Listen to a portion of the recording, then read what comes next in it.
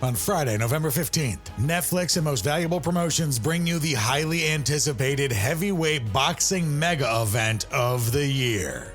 Jake El Gallo Paul will go toe-to-toe in the ring against Iron Mike Tyson, the baddest man on the planet. Don't miss this epic showdown live from AT&T Stadium in Arlington, Texas. Watch Paul versus Tyson, Friday, November 15th at 8 p.m. Eastern, 5 p.m. Pacific, live only on Netflix.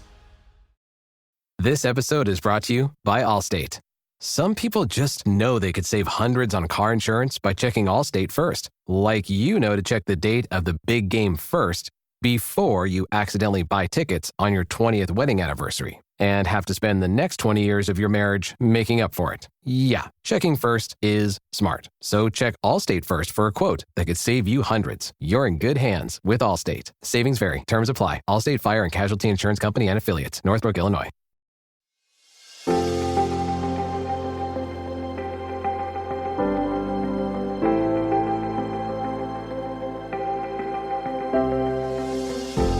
Life is made up of millions of tiny moments. I believe that our task as humans is to be present for as many of them as possible. When you reflect on the unforgettable events or incredible memories in your life, zoom in and there will be these little moments before or after the event that sit in your heart space. The moment you knew things would never be the same again, the hour you felt the shift, the minute that saved your life or the second that changed it. These are the moments that build movements. Sometimes they are global. Other times it's the simple first step to change. Join me as I uncover these moments with my inspiring, innovative, extraordinary guests. Jonelle Lewis is a truly vibrant soul. She is showing up in this world as a yoga practitioner, teaching, training, and mentoring. With over 15 years of yoga practice and nearly 1,000 hours of training, she is every inch the eternal student. And I suspect this has played a large part in Jonelle's rigorous inquiry about the practices of many yoga studios across the Western world. In the summer of 2020, like so many, Jonelle was wide awake to the deafening silence from the yoga community when it came to inclusion and equality. In the midst of what felt like an awakening, I was observing Jonelle from afar use her platform and practice to speak into the spirit of truth, of community, and of justice. Since playing her role in starting the conversation, Jonelle has recently formed Radical Darshan, a 300-hour yoga teacher training program. This is with fellow practitioners Dr. Stacey C.C. Graham, Kali Shute, and Layla Sadeghi. Let me say one thing. If this is the future of yoga, we have a lot to be excited about. These women know a thing about radical love, love in action, and of course, the practice. Jonelle, where to begin? I'm really grateful to be speaking to you.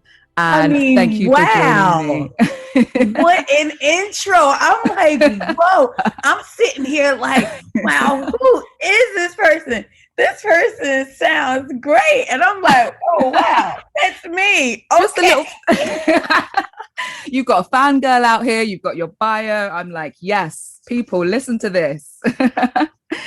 I'm so grateful to be speaking to you. And I'm so grateful to be here. This is amazing. Thank you for thinking of me to be a part of this offering to the world. It's extraordinary. Thank you so much. Oh, thank you. Thank you. I could think of no other person, actually. The areas that really stood out to me in this changing time, post-pandemic, and in the rising of the Black Lives Matter movement, I was thinking about spirituality. I was thinking about practice and peace. And I was looking to the yoga community about how we were going to come together to offer practices and stand together. And so I will begin with you and the yoga.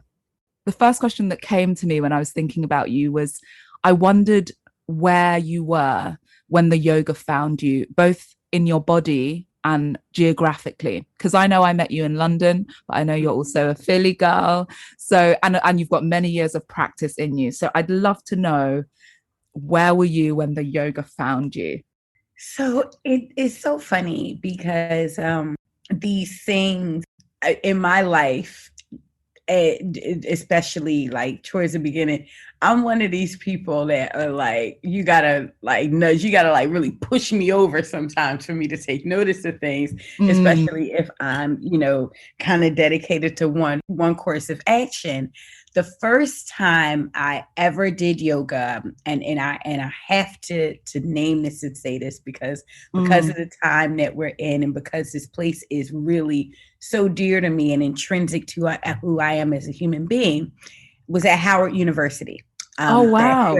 I attended college. And for those that don't know, Howard University is a historically Black college and university.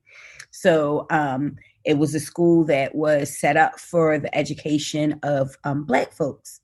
And especially during the time in America, everything was segregated, that even at points in the US where, Black people weren't even seen as full people, there were these institutions that were, educating Black folks, that it was a place where you could get an education. I went there again because, racism, right?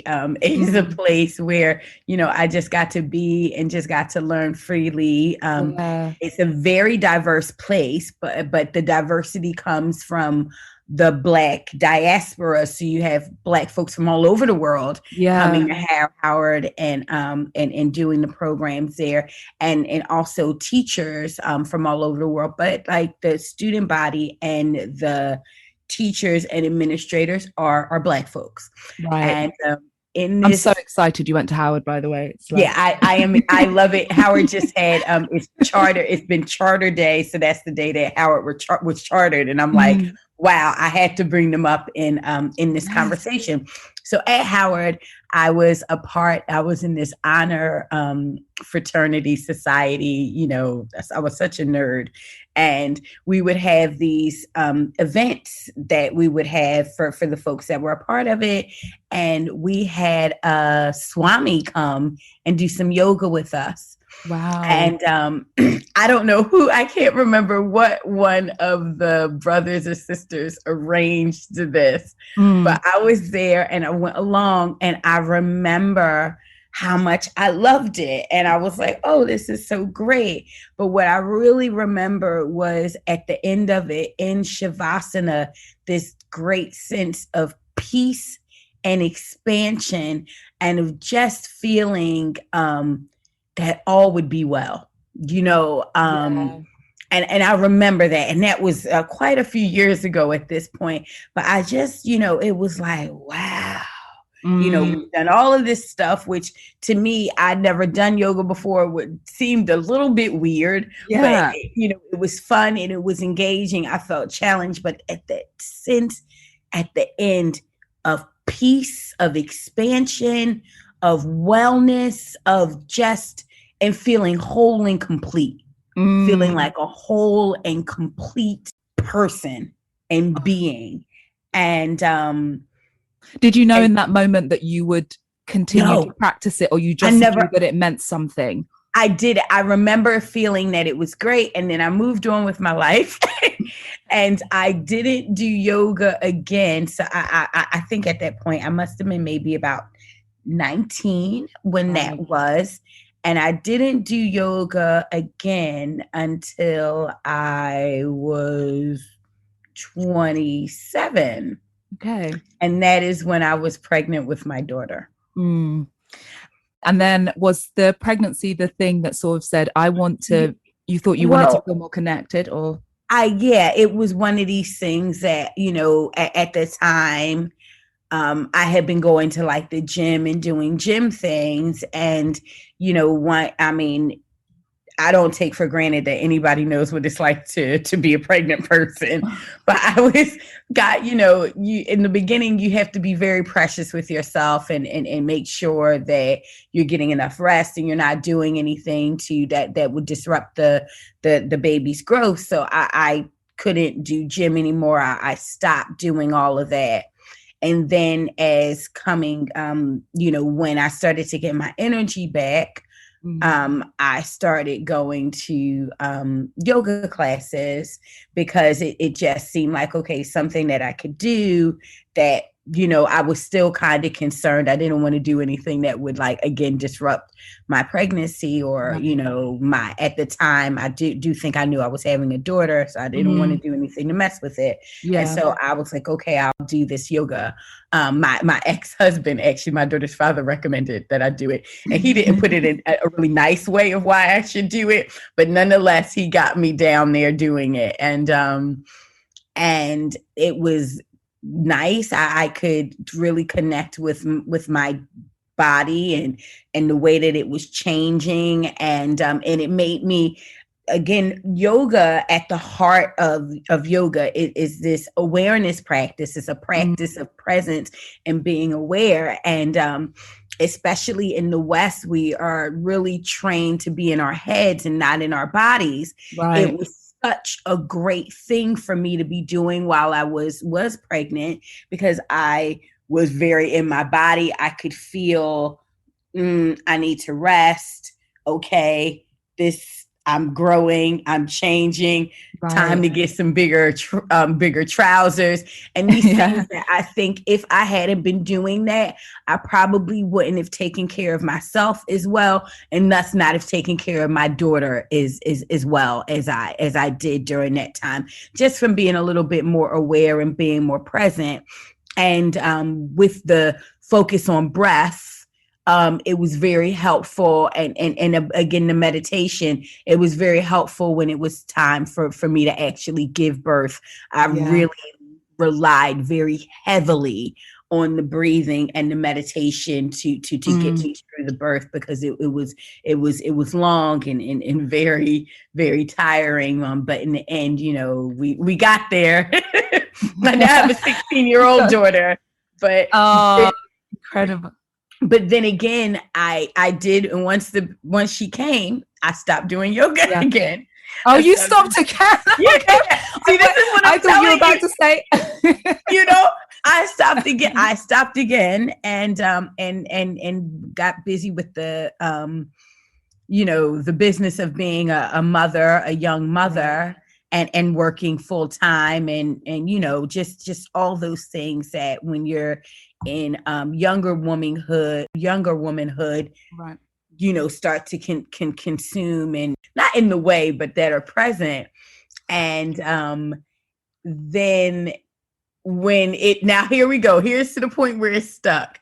I was going through the divorce with my daughter's father, and I just was devastated and depressed and just not feeling at home in any aspect of my life, in my body, in my career, in my home. I just everything. In your body home and geographically home, yeah? Yeah, body home, geographic home. I just felt displaced, and I felt a real sense of deep failure.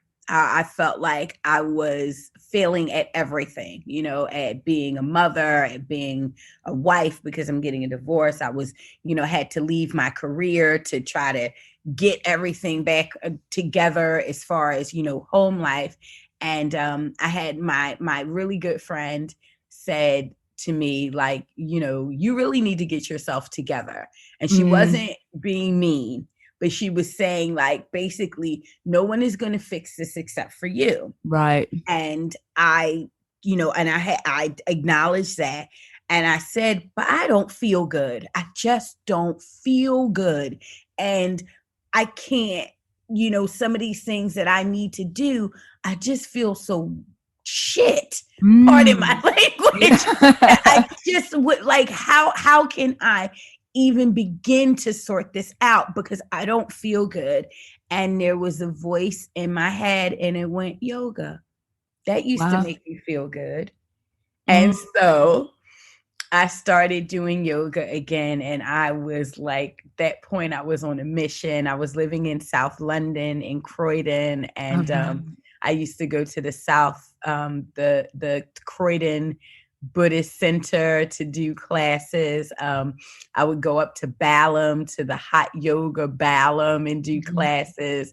I started doing classes at my local gym, whatever that was at the time. I think it was something, LA Fitness. LA Fitness. And then I started really practicing regularly at this yoga studio in Beckenham called Breeze Yoga. Oh my gosh, stop, Beckenham. I grew up down the road from there. Really? Mm-hmm. I was a mat monitor, to get free classes.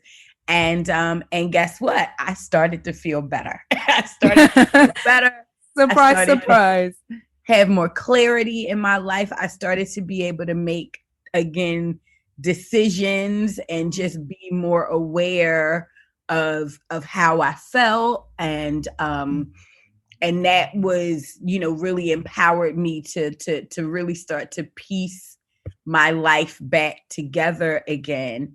And so much so that the voice talked to me again, where I was like, oh, this is so great. I'm just feeling so good. And the voice said, you should be a yoga teacher. You should teach this stuff. And I went, okay. So actually now, question on the point of the voice emerging for you should teach, was there also something about what you had recognized in the various studios that you had been to, from the Buddhist center to the gym in terms of seeing yourself? No, so this is the funny thing, and this is so interesting, and this is why I even like I say, am so adamant about diversity and inclusion and everything. In the beginning, when I was in all of these places, I not once felt like I was out of place. The only time I did feel a little out of place, because I wasn't working at the time, I used to go to like the daytime older folks yoga classes. Yeah. But I was just like, I don't care. I just want to do this yoga. Yeah. I was the one of the younger folks in the class, but I'm like, I don't care. We'll just, and it was still very challenging. It wasn't like, it was an Iyengar class, but it was just happened to be at the time of day that they would go. And I would have dropped my daughter off from school and going along to it. But it's in the beginning when I was only practicing, I was seeing all sorts of people, older people, younger people, Black, white, brown, I never, ever felt out of place. I never felt like I was somewhere I shouldn't be. I never felt like I couldn't take up space. I mean, some of the places I used to like at the hot yoga, because the teachers were kind of terrifying, but like one of my first teachers, this man, I actually saw him one day in Pratt and walked up to him. His name was Paul Dobson. And I said, because of you, I'm a yoga teacher. Oh, wow. I was coming to, he was a Black man, and I was coming to his classes, and he was terrifying, but he's a great teacher. And I never thought at that point that this was something that I shouldn't be doing. I had teachers, in the beginning, like a beautiful Indian woman teacher, every different shapes, I had no clue that I was like not supposed to be doing this. It wasn't until I got on my yoga teacher training, some hard truths started to come to bear about the industry and how it is made up. And that's an important thing to make a difference, to differentiate, because what that sounds like to me is the yoga was doing its work. It's yoga, in that you don't feel uncomfortable doing the practice, because the practice is for everyone. It's when you shift into getting into the industry, which is completely man-made, that you start to realize. And I think that speaks so much to the practice, that actually when you're just focused going to the studios to do the practice, the yoga does the work, right? I mean, it really does. And and I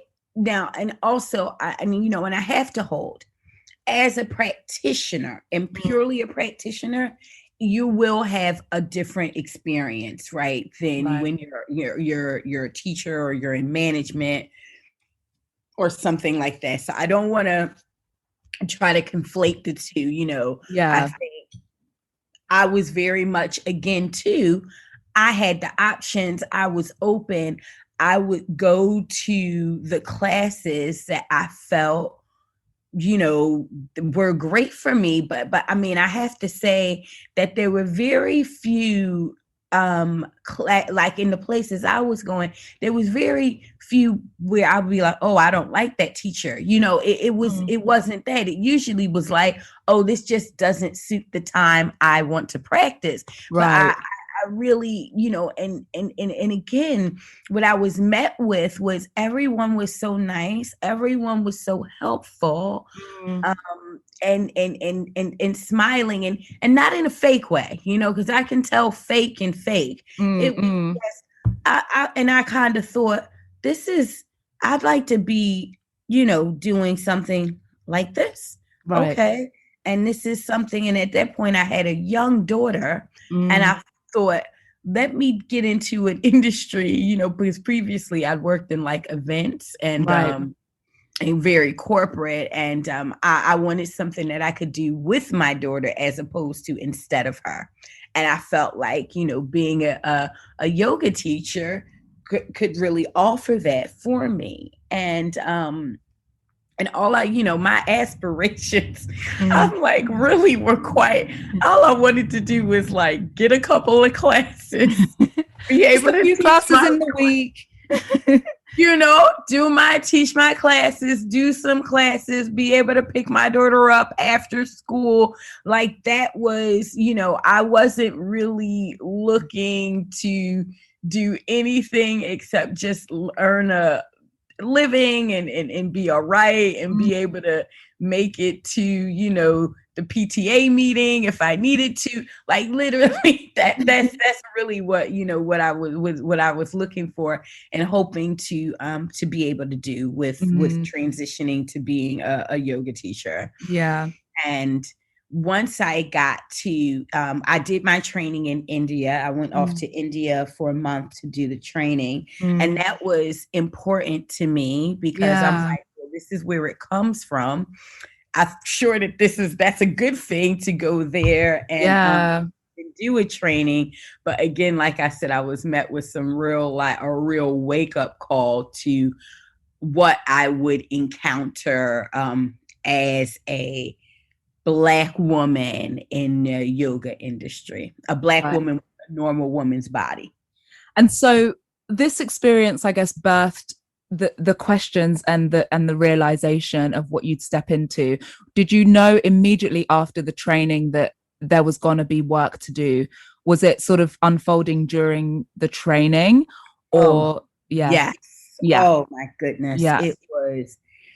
So, I mean, again, I'll hold my head up. So I want to backtrack to what I just said is when I said like a normal woman's bodies, all bodies are normal. Right, all I'm just saying is that I don't think my body is exceptional one way or the other. I just am, a normal woman, right? I'm just a woman, going. So I don't want anybody to think like, what does she mean by normal woman? Right. Like, everybody, body diversity. Bodies can be diverse. I just, turned up how I was, right? Yeah, right. And what I was confronted with was, and there are about, I would say, almost 30 people on this training. I was the only person of color. Now, I'm not even talking about the only Black person. Like, let's not even but the only person of color, right? At all. I was at the time. How old was I? I was 36 at the time. 35 or 30. I'm like, I don't even know how old I am anymore. And I was one of the oldest people on the training. Interesting. And again, if just to have a hint about what the bodies were like, there were quite a few ex-ballerinas. Right. And dancers and things. So I'll even go on to say I was the largest body really on the training. And I, that was by the by. That was neither here nor there. That's just observation, right? Right. But then when you talk about how people relate to you, yeah, then this is where we start to get into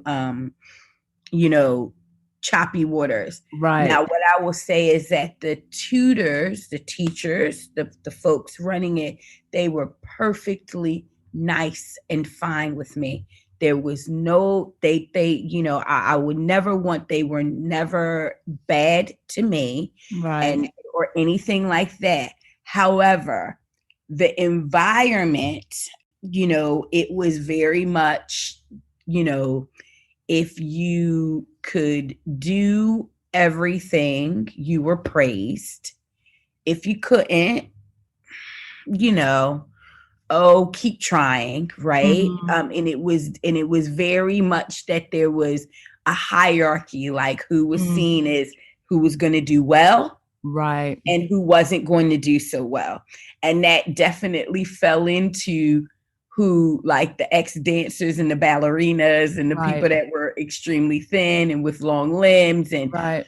look naturally have these yoga proportions. And even one of my teachers would say it. It's like some people's bodies have these proportions that whatever they do, they're going to look great doing it. And it's something that is held in, and even is, certain things where, we know that if you are built a certain way, no matter how much you practice a certain thing, your body just won't go like that. And even when we knew all of these, and the teachers are very intelligent, it still was this push to do certain things, whether it was a good thing for you or not, because nobody wants to be like in the boo-boo crowd, right? Right.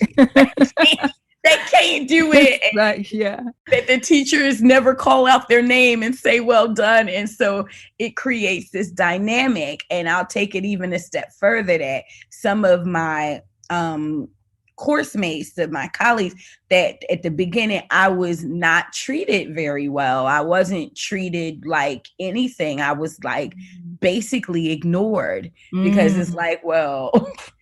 And it's for no other reason than just the basic, and I'll say it straight, is that people's unconscious bias about a Black woman that wasn't super skinny. Well, what is she doing here anyway? Right. She's less able, she's less intelligent.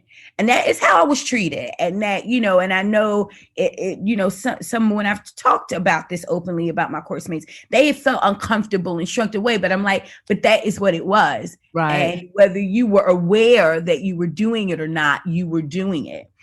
So I was left in a position where I had to do the thing that most Black women have to do. Gotta work twice as hard. Right. You gotta be put in the maximum effort. Yeah.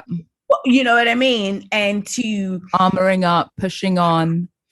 I really was coming to this practice as really a place of deep healing for myself, as a place to really start to heal some of these hurts that, happen along the way. And then you're confronted with the same BS. Yeah. For folks that should know better, because that's not what the practice of yoga is about. The practice is about awareness, embodiment, clear seeing, clarity, discernment, self-study, liberation. And I was being met with, really, really oppressive attitudes and a lot of a deep dismissiveness to my being. And, and that's where it starts with the yoga industry. And that's where I really realized, I was like, wow, okay, so this is what's really going on in these trainings. Right.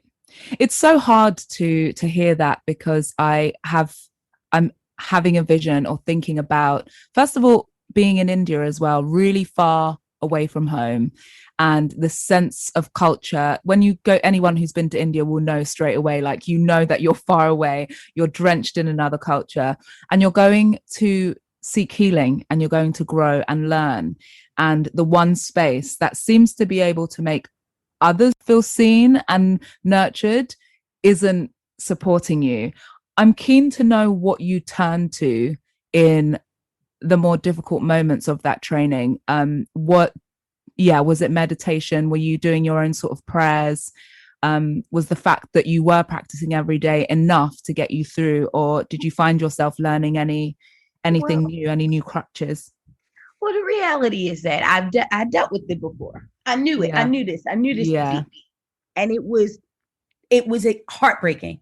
And it was heartbreaking that this was taking place in this setting. Yeah. It was heartbreaking, and it was disappointing, and a real, I have moved on from that, but I will never forget that, where I was like, wow, so even this is like this. Yeah. But I got on with it. I said, and I'll tell you, I said, I'll show them. Yeah. And that was it. I just said, I'll show them. Yes. And boy, did you. And because I wasn't, and then even towards the end of the training, I said something to them all. I was like, isn't this about helping folks to live a better life, to, really address some of these things that happen in society, that if we're doing these practices, then maybe somebody isn't violent to someone else. How did they respond? Because I'm always intrigued at the kind of responses that yoga people sometimes give. Oh, they all shut up. All didn't say. They all realized that, you all talking about, and here I go. I've been a Lululemon ambassador, so this is not dig at Lululemon, but I'm like, you're all obsessed about being Lululemon ambassadors. You're all obsessed about what, fancy things you're going to do. And no one is talking about like actually helping people. And they all just shut up and look and listen. And they were, and then some of them came up to me in the end and said, you hadn't really said anything that much in the training, but that one, you saying something, then it really stopped me in my tracks, and it's really got me thinking about why I'm here and why I want to be a teacher. Right. And I think that really was the beginning of me doing that, of me really being a disruptor. Right. In a space where, people are using this practice to inflate their egos even more, when really this practice is to really look at your ego. And it's not to destroy it, right? Because we need our egos or we'd be dead in a ditch somewhere, right? Especially living in the Western world, but a space to actually look at the whole of who you are, not just the bits that we put towards the world that we feel are desirable and that will help us to get accepted, but the stuff that we along the way, we look at it that isn't so great. Like, this is what this practice should help us do, not just, we're using it like, as a way to, bypass looking at ourselves or bypass doing the work. And again, what I saw in these, and not just this training, the first one, it has been repeated over and over again on a lot of trainings. I've done a lot of trainings, and a lot. And you see this running theme of, just an unwillingness to really use these practices in the way that they were designed to be used. Is always a way that you can see these and sneaky manipulations of this practice that is a practice about truth and, collective truth, collective liberation. And to truly see your brother or sister as part of your community as one, to have an honest consideration of yourself, that will lead you to see the differences that we have and celebrate them. It feels unbelievable to me that you can be genuinely in the practice of knowing that you have this awareness, you create this space, you understand that through movement, through your body, through the practice, you can get deeper into listening and understanding our connection. And then to get to the point of differences and be like, oh, can't see it. What do you mean? What do you mean there's nothing happening here? It just feels, I just don't buy it. I don't buy it. It's and the thing is that when you have these trainings and you are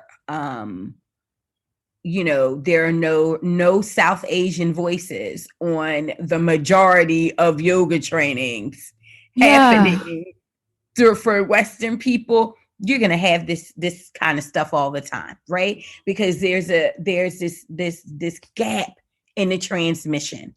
And what I have a teacher, and he said something, and it really hit me, and it really hits me to this day. And this is he's a white man. He studied with a lot of South Asian folks.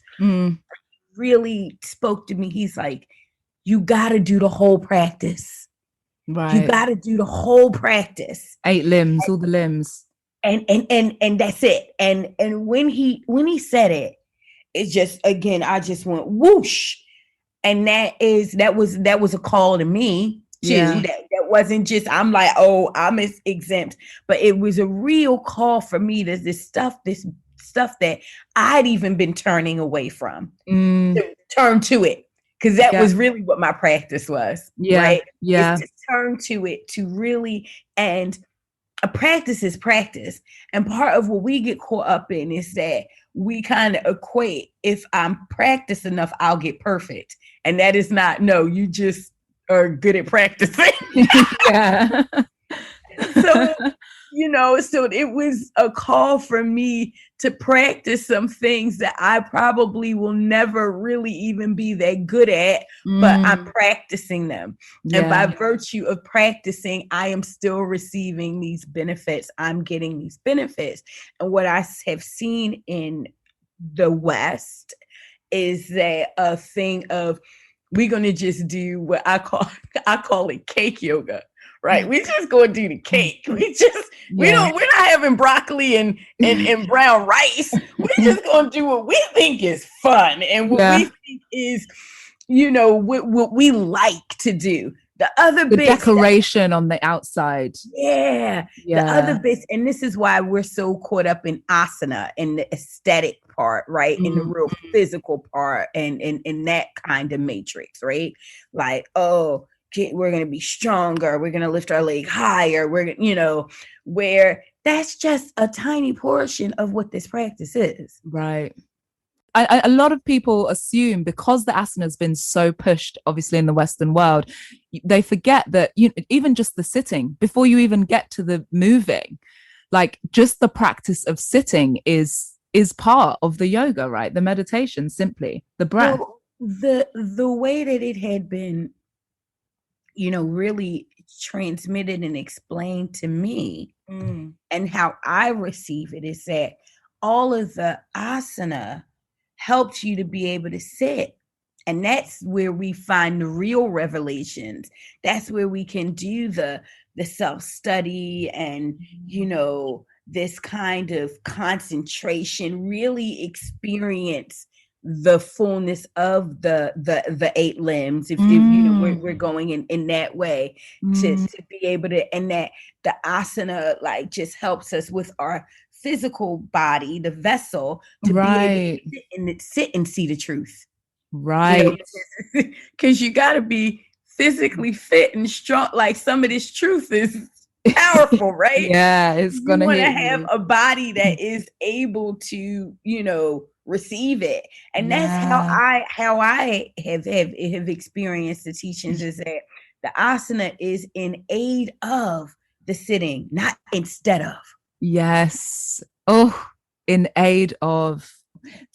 I'd love to move on to well, it's still the same, we're still in the same place, but just how these practices translate off the mat for building communities. One of the things you do naturally is include, of course, and some of your experiences as you've shared informs that, but the practices of, say, self-love and patience when we are confronted with difficult and heartbreaking political situations or injustice. How have you managed to find this balance of really being present for what's happening in front of us, and then also keeping that practice that you learn on the mat when you're off the mat and you know that you need to return to the breath or have patience or any of those? Yeah, I mean, it's really, I really love this question. And I really do, because it is really something that is always changing and evolving for me. And the great thing about, like, when you really widen your view of what these practices are, and what I will bring in, is that these are indigenous, earth-based practices done by Black and brown folks. That's where these practices come from. That's the heart of it right there. So, wait, can you repeat that? These are what it is. Indigenous, earth-based practices done by Black and brown folks. Hang on a minute. In community. That's what this is. That's what it is. And so when you kind of, whoever you are, right, however you've come into this matrix of yoga, whatever it is, as soon as you start to widen this and really kind of say, okay, well, this is what this is. Again, you give yourself more access to how it is you can live your life in a way that is, people love the yamas and the yamas, the observances, and the kind of the do's and the don'ts of the, where you can really be living in truth, satya. That's what in Sanskrit, and that this one of my favorite things to look at, because of course we have, when you talk about the heartbreak of an injustice, things that are going on, that we sometimes, you really just you can, all you can do is work in your own little corner of the world, right? Because some of these things are very big and unmanageable. But this idea of santosha, contentment, that even in when the worst things are happening, when we have things that happen, like with Breonna Taylor, right, like with George Floyd, when we have these things happen, and that we can see the truth of it, and we can see the injustice of it, and we can see, all of these things, that we can still have this space in our lives to cultivate contentment, santosha, while still looking at the truth, right? Still in the truth. And these spaces for also, and I would even take it even more than, just contentment, but spaces to be able to cultivate joy, and find it in the present moment, and hold that alongside of pain and grief and sadness too. And that you are, so what I'll say is, these practices, is what it's given me is, like, the ability, my writing partner, and she's also one of the founders of Radical Darshan, Dr. Stacey Graham, she says it, and I've grabbed onto it. Yes, and right. So yes, and I am very joyful that and deeply content that I still have some, that we can make change. Right. And that things can be different, that there is, that these practices give us possibility, lots of possibility. Yeah. And Yeah. and I think that is what has been helping me in this moment, is to know that because I am doing these practices, that I have the ability to hold it all, to hold everything that is going on, right? I don't have to, throw one thing down to pick another thing up, per se, that I can be deeply like disappointed in one, area, but it still doesn't keep me from trying to affect change. Yeah. Oh, so beautifully put. Thank you. I would like to create a bit of space to speak about the Radical Darshan, because it is, honestly, when I saw this pop up, I was like, oh, I was like, did mini squeals of excitement as I saw all of your bios and what it was gonna, how you were gonna lead this course.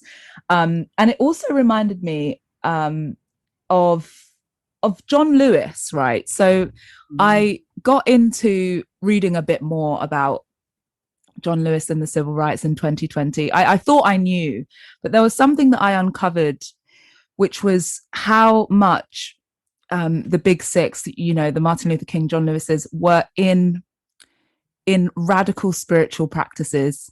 They were in the word, they were educating themselves, they were teaching themselves. And when I think about this movement right now that you'll be beginning, or that we're in and you're adding to, I feel excited because I know that you have this foundation, this spiritual foundation, this practice, as you've just described it. And John Lewis called it love in action. And the Radical Darshan feels like, you guys have come together and you're like, okay, what does it look like? Let's show them. So I'd love you to just talk about what people can expect. I mean, it is that, like, love in action, truth in action, freedom in action, service in action. Yeah. And that is what this is. And it was literally, and I'm feeling really emotional about this. This quote that Toni, and I believe it's from Toni Morrison. And it goes something, and I'm probably getting it wrong, and I'm going to get it right the next time I say it, but it's like, the book that you want to read, you need to write it. And that's literally the training that we want to see. We've made it. I heard so many people in the yoga and wellness community say, I don't know what to do. I don't know how to do this work. I can't, I can't get my head around it. I can't. So I said, the operative word is I. I can't do anything, but we can do everything. So we're coming together as a collective to do this work, because it has to be done. Right. And that's what it, and that's really what it is.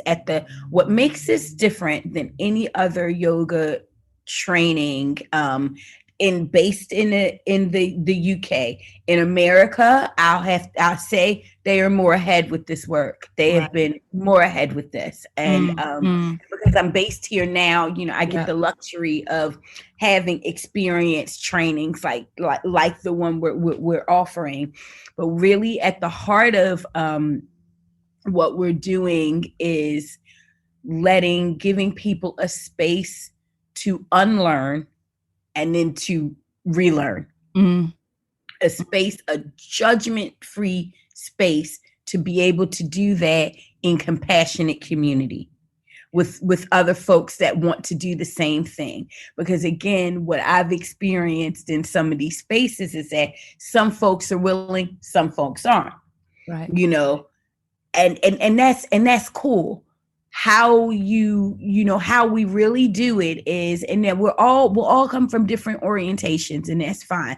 But what's different here is that at the heart of it is like, this training is for you, if you are willing to realize, that there are sometimes you don't know what you don't know. Right.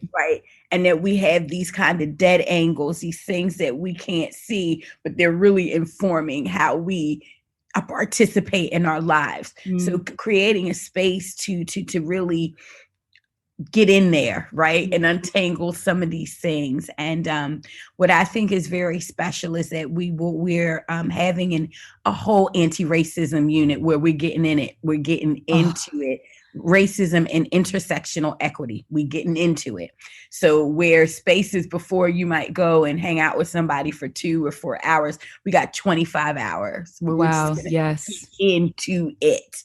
And I think that's very powerful. And that, and people will just have that for themselves, right? Whether you ever want, like, whoever you are, you'll just have that. Can people join the course if they're first starting out at teaching, or do they need the 200 hours before? Ideally, you would be already a teacher.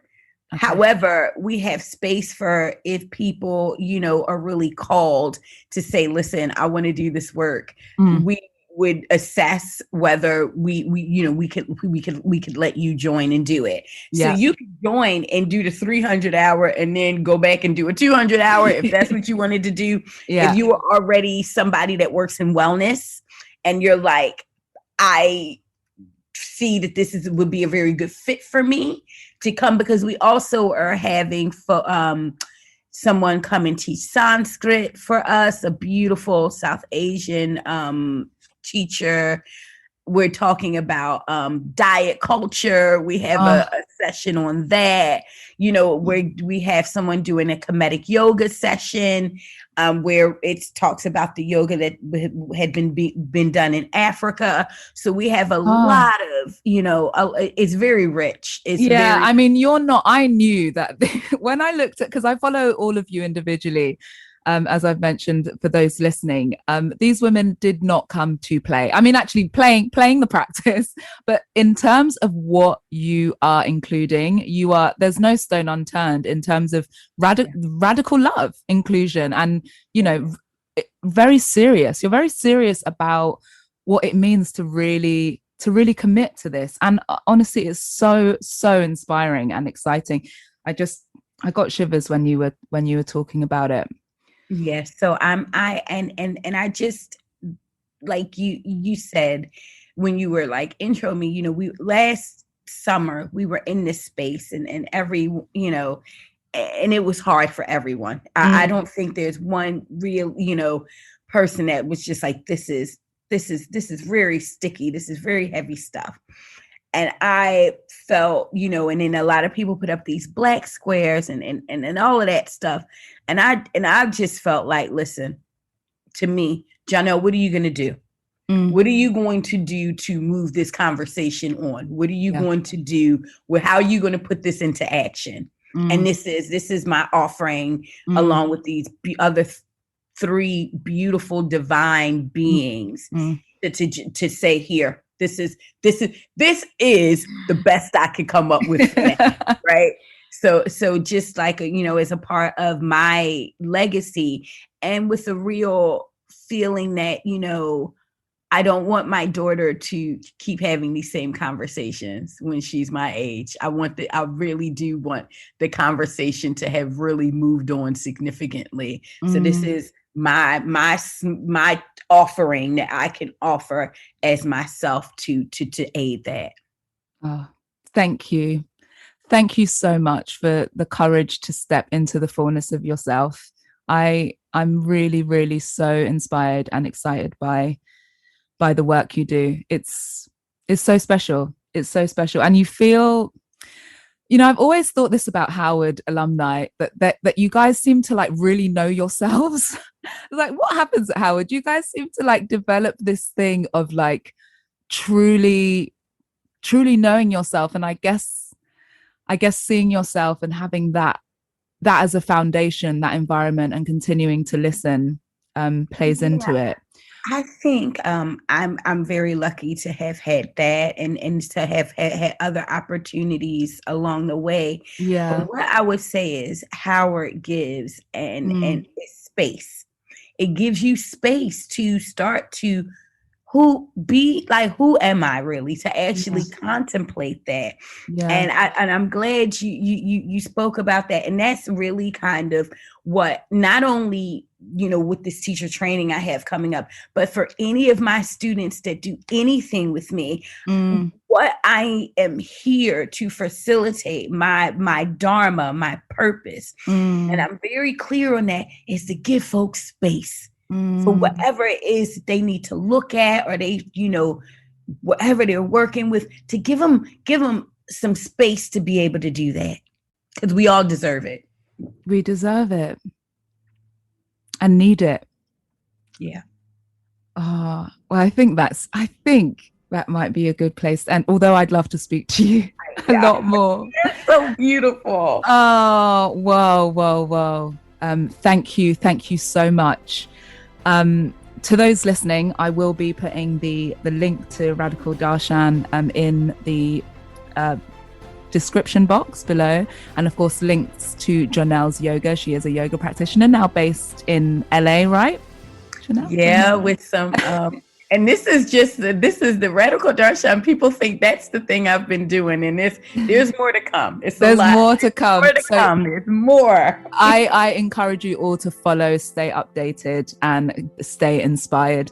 So thank you all for listening. Thank you so much, Jonelle. So much love. Thank you.